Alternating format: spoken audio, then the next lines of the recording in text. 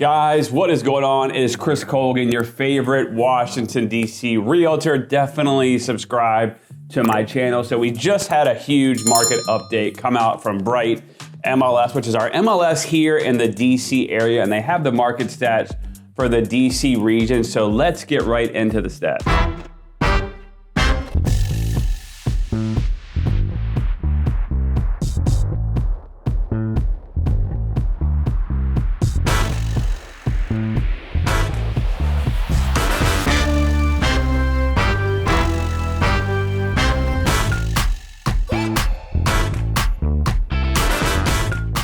All right, so let's get right into the stats. Comment below what you guys think. So going into November, things were really slow. The interest rates were above 7%, but then as inflation started to calm down, the rates crept down to about 6%, and we saw this jump in activity. So I was really interested to see these November numbers that Bright MLS introduced just like literally 2 days ago. Today is December 15th, so they dropped it out on the 13th. So this is going to be for the whole DC region. So that's going to be Baltimore, Maryland, DC, and Virginia, Northern Virginia here. So let's get right into it. So what they go on to say is this would have been one of the slowest downs they had seen in decades, but they obviously attributed it to a low inventory, which she goes on to say she doesn't think will bring significant price reductions or anything like that, but there was definitely been a slowdown. And I want to show you those numbers. So right now, closed sales in the DC region are down 42%.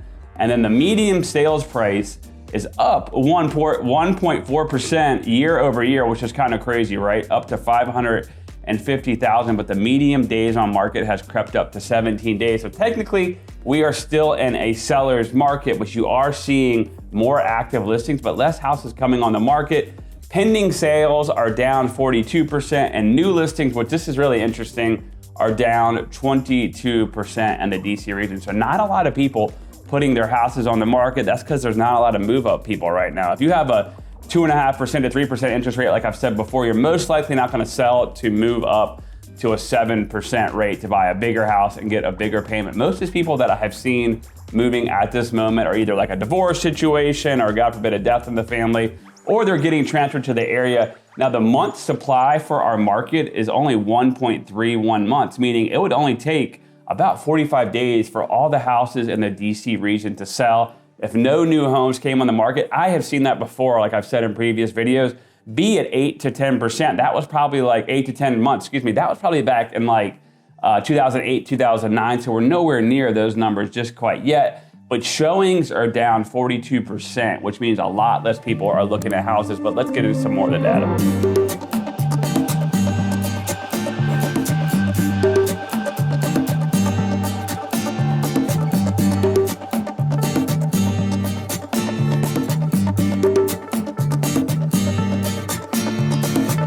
All right, so let's get into some local area stats. Like I live here in Northern Virginia. I know some of you are in Maryland, some of you are in DC. So we're gonna talk about some different areas of the DC market. One thing that really surprised me when they broke down these numbers were the two biggest decliners in under contract homes were Falls Church City, which is down 60%. Now that doesn't mean prices are down 60%. That just means they had 60% less houses go under contract. And then Arlington County was down 50%. So year over year, Arlington sales are down 50%. Why is that? Which they go on to say as well is new construction. The new construction builders have really been hit hard. I always tell people this, new construction builders ask a huge premium, typically above 100 to 150,000 on new houses, and they were taking forever with COVID, with all these delays to get some of these houses built. So that obviously caused delays. In Arlington, you had a lot of these small builders go in and buy tiny houses, build big, huge ones, and they're a couple $1 million. Well, those buyers obviously right now are not everywhere in the market. And then they said it took nearly 27 days on average for houses in the city of DC to sell, which it was 11 this time last year. But going to some other areas, like I said, Alexandria is down 40%, Fairfax City down 37%, and then Fairfax County is down 45%. So they're right in line with what we're seeing across the country. Now, some areas like Portland, Oregon, or Seattle, or even Los Angeles County are seeing trends downward of 60%. Some of the hotbed areas though right now are still Orlando, Florida, Tampa, some parts of Texas, where people are just doing the whole great migration and moving to work virtually. Now, of course, if you live in New York City, you're probably not gonna move to DC, which is an expensive market, not great weather to get out of New York City. And then Frederick County, Maryland's down 38%, Loudoun County down 48%, Montgomery County down 37%, and then PG County is down 40%, and then Washington, DC is down 40%. Now, getting into some medium sales prices for those areas, I want to talk about this. One thing that kind of shocked me was Arlington and Alexandria are both down in November year over year, almost 10%. So their prices have started to creep down. Again, really high condo concentrated areas, which that's going to be expected, but that really did shock me. But Fairfax City is up 20%. So if you live in Fairfax City, you're up. So you can see how localized some of this data is. Fairfax County prices are up 5%. Frederick County, Maryland, prices are still up 7%. Loudoun County, they're up 4%. Montgomery County, up 3%. And then Washington, D.C.'s prices are down 11%. So you can tell anywhere that condos or like high-end homes are concentrated are definitely down. Condos take a lot longer to sell, and obviously $1 million homes take a lot longer to sell. So I want to know in the comments below what you guys think about this data so far.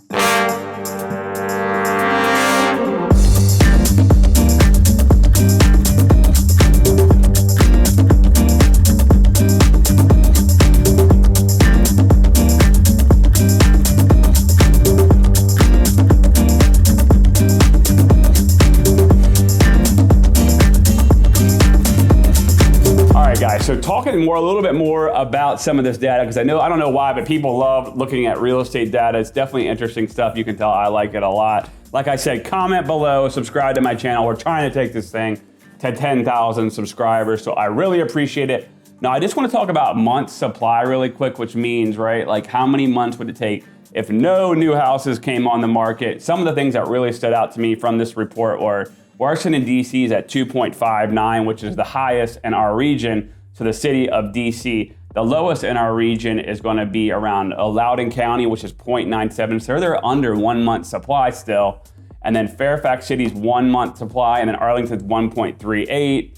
And then PG County is 1.5. Now a lot of those are up significantly. We're not seeing the houses sell in 2 days anymore with multiple offers or anything like that. And then they go on to say region-wide, the median home price in November is 9.1%, then lower than its peak of 2022. So meaning prices have come down from their peak, which I would say was around May or June. What happened in May or June? A lot of people locked into that 3 or 4% interest rate and tried to overpay for a house to keep the rate, which I always say marry the house, not the mortgage. But anyways, going in a little bit more things, I just want to talk about one other thing that really stood out to me were showings, which makes sense. In Falls Church City, which were one of the hardest hit areas, are down 45%. In DC, they're down 22%. And then in Fairfax, down 17%.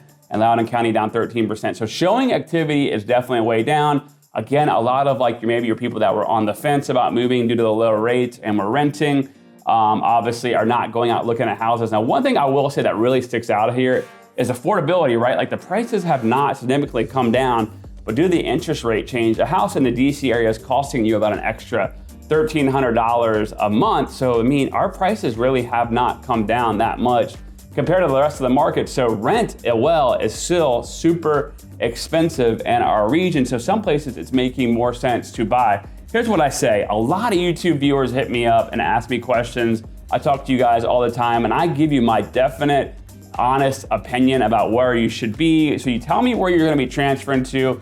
We can talk about a good place for you to move to, what markets I think you might want to check out, what type of house you might want to check out. Like it might not be a good idea for you to buy a condo, or it might be a good idea for you to buy a condo. So those are things we can talk about. About half my business comes from this YouTube channel. So I appreciate you guys. Definitely subscribe. I'll see you at the top or from the top.